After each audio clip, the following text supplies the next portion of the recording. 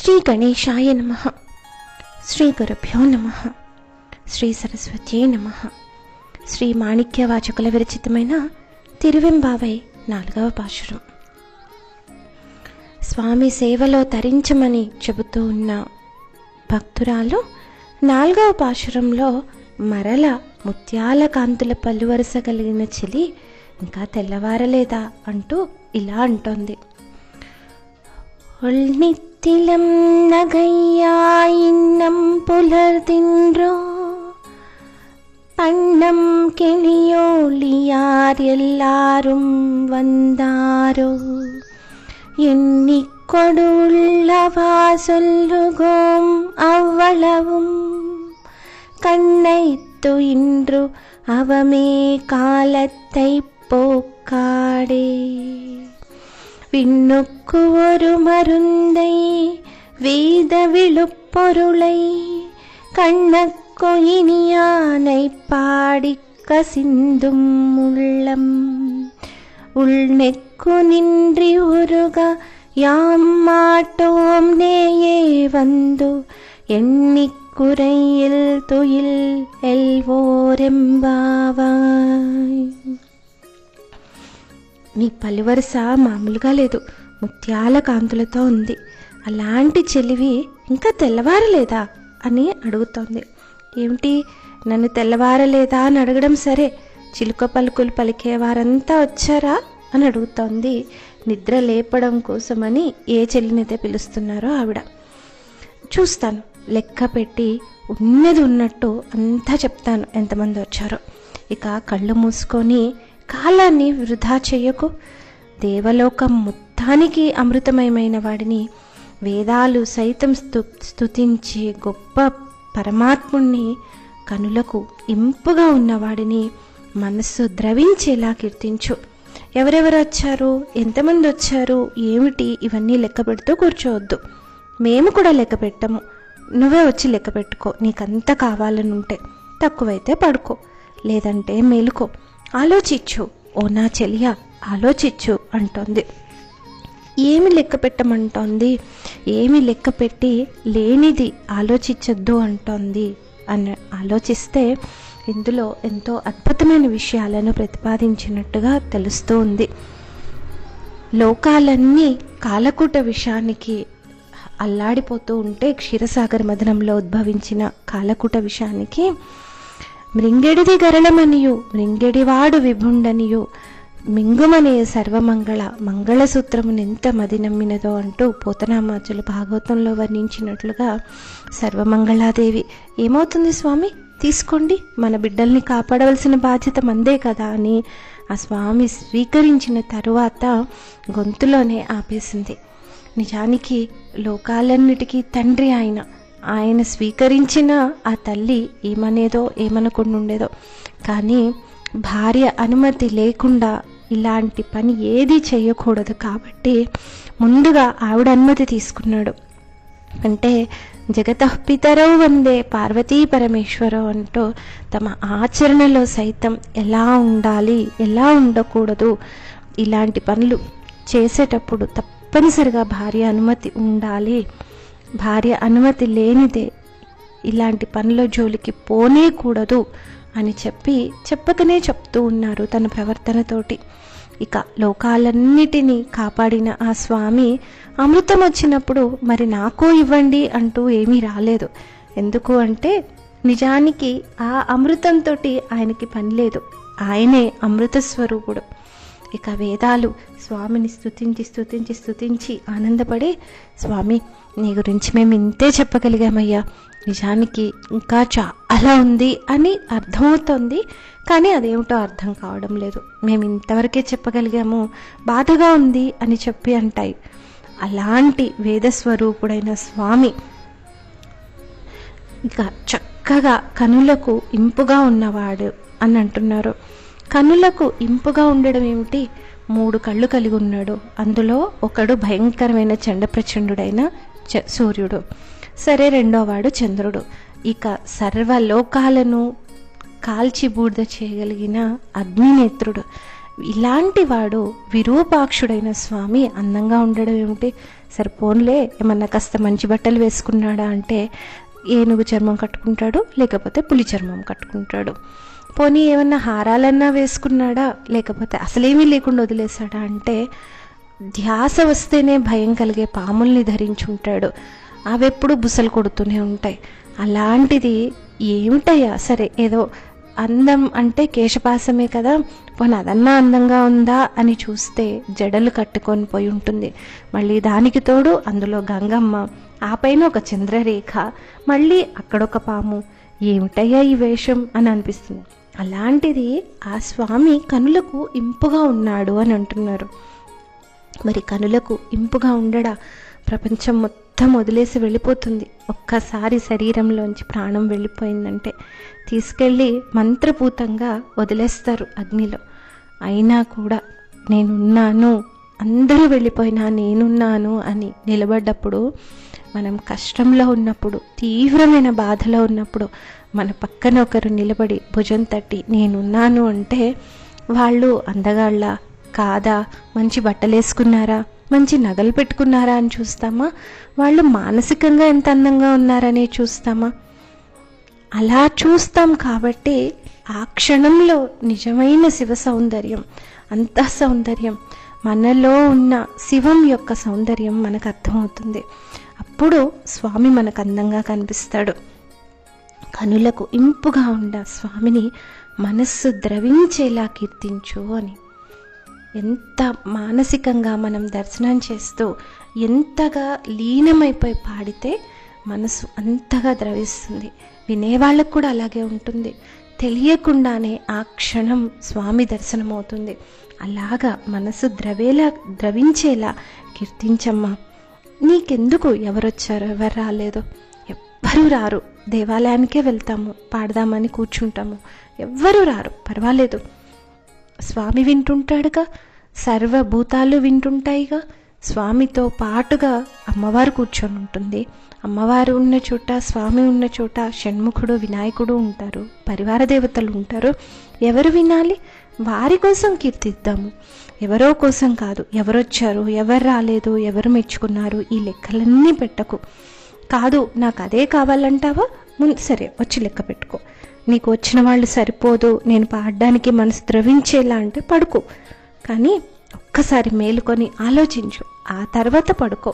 సరేనా చెలియా అని అంటున్నారు ఈ పాశురంలో.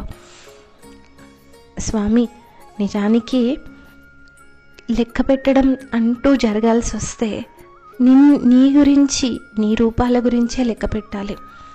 ఎన్నెన్నో రూపాలెత్తి, ఎన్నెన్నో క్షేత్రాలలో కొలువయ్యి, నువ్వు కొలువయ్యావు కాబట్టి ఆ ప్రదేశం క్షేత్రమైంది. అది క్షేత్రం కాబట్టి నువ్వు కొలువు ఉన్నావని కాదు. కొలువయ్యి వివిధ రూపాలతో, వివిధ నామాలతో, వివిధ అలంకారాలతో ఎంతోమందిని కాపాడుతూ ఉన్నావు. ప్రతి ఒక్కరిని శివ శివ అని తలుచుకున్న ప్రతి ఒక్కరిని కాపాడుతూ వస్తున్నావు. ఒక రకంగా నా స్వామి నువ్వు కొలువై ఉంది. అవి లెక్క పెడతాం. మా అదృష్టం మాకు కలియుగంలో నిజానికి నామస్మరణ ద్వారా తరించడం ఎంతో తేలికని చెప్తే దాని మీద కూడా మనసు నిలపలేని దౌర్భాగ్యం మాది.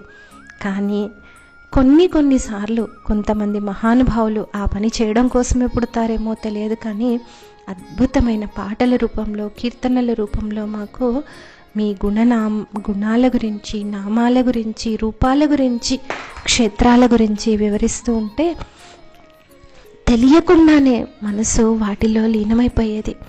ఇక తెలిసి దాని గురించి తెలిసి అర్థం చేసుకుంటూ ఉంటే ఆ లెక్క వేరుగా ఉంటుంది, వేరుగా ఉంది. నిజానికి ఎంత పాడగలము, ఎంత చేయగలము అనేది పక్కన పెడితే చెలిని లెక్క పెడుతూ కూర్చోవద్దన్నట్టు కేవలం స్వామి దర్శనమే నాకు కావాలి అనుకుంటూ పాడుకోగలగడం ఎంత అదృష్టం కదా స్వామి.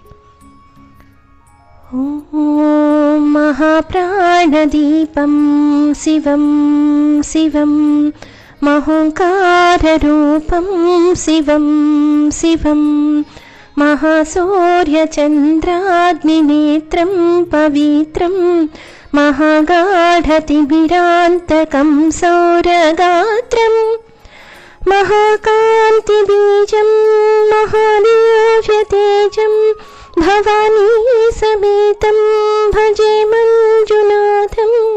ॐ नमः शिंकराय च मयस्कराय च नमः शिवाय च शिवतराय च भवहराय च महाप्राणदीपं शिवं शिवं भजे मञ्जुनाथं शिवं शिवम्।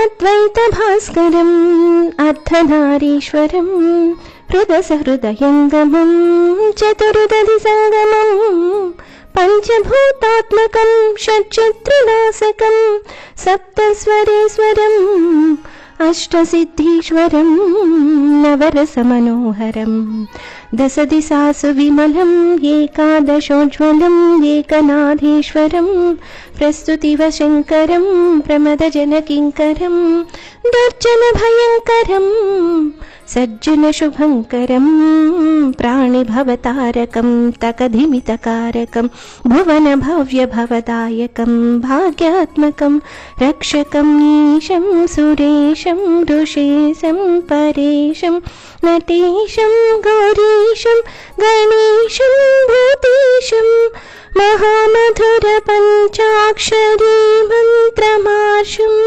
महाहर्षवर्षप्रवर्षं सुशीर्षं।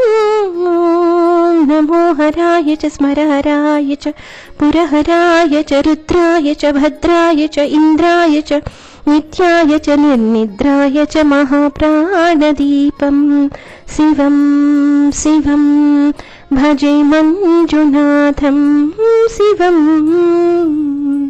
डम डम डम डम डम डम डम डम ढ ढक्कानिनादनवताण्डवाडम्बरम् तद्धिम्मि तकधिम्मि धिद्धिम्मि धिमि धिम्मि संगीत साहित्य सुमकमलबम्बरम् ओंकार ह्रींकार श्रींकार ऐंकार मन्त्रबीजाक्षरं मञ्जुनाथेश्वरं ऋग्वेदवाद्यं यजुर्वेदवेद्यं सामप्रगीतम् अथर्वप्रभातं पुराणेतिहासं प्रसिद्धं विशुद्धं प्रपञ्चैकसूत्रं विरुद्धं सुसिद्धं नकारं मकारं शिकारं वकारं यकारं निराकार साकार सारं महाकालकालं महानीलकण्ठं महानन्दनन्दं महाट्टाट्टहासं जटाजूटरङ्गैकगङ्गासुचित्रं ज्वलत्वग्रनेत्रं सुमित्रं सुगोत्रं महाकाशभासं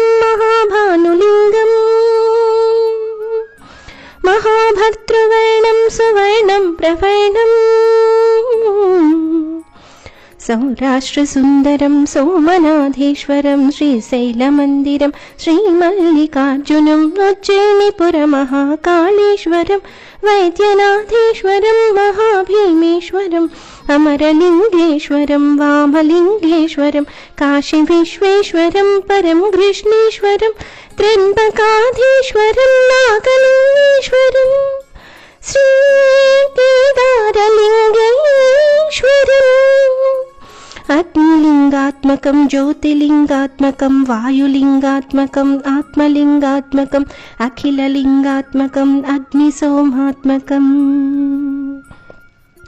अनादिम् अमेयम् अजेयम् अचिन्त्यम् अमोघम् अपूर्वम् अनन्तम् अखण्डम् अनादिम् अमेयम् अजेयम् अचिन्त्यम् अमोघम् अपूर्वम् अनन्तम् अखण्डम् धर्मस्थलक्षेत्रवरपरं ज्योतिम् धर्मस्थलक्षेत्रवरपरं ज्योतिम् धर्मस्थलक्षेत्रवरपरं ज्योतिम्। ॐ नमः सोमाय च सौम्याय च भव्याय च भाग्याय च शान्ताय च शौर्याय च योगाय च भोगाय च कालाय च कान्ताय च रम्याय च गम्याय च ईशाय च श्रीशाय च सर्वाय च।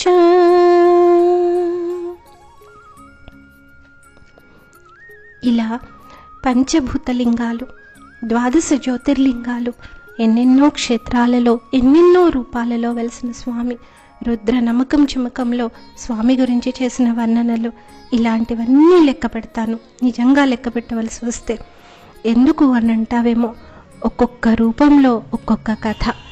గంగాధరుడవయ్యి లోకాలన్నిటినీ కాపాడావు. క్షామం నుంచి కూడా ఈ రోజుకి జీవధారగా లోకాన్ని పునీతం చేస్తూనే ఉంది గంగమ్మ. ఒకటా రెండా స్వామి, ఎన్ని క్షేత్రాలు, ఎన్ని రూపాలు, ఎన్ని నామాలు, ఎన్ని అద్భుతమైన గుణగణాలు. నిజానికి గుణగణాలంటూ ఏమీ లేవు, అన్నీ మేము కల్పించుకున్నవే. అవే లెక్క పెడతాను. జన్మను ధన్యం చేసుకుంటాను. ధన్యాస్మి. స్వస్తి.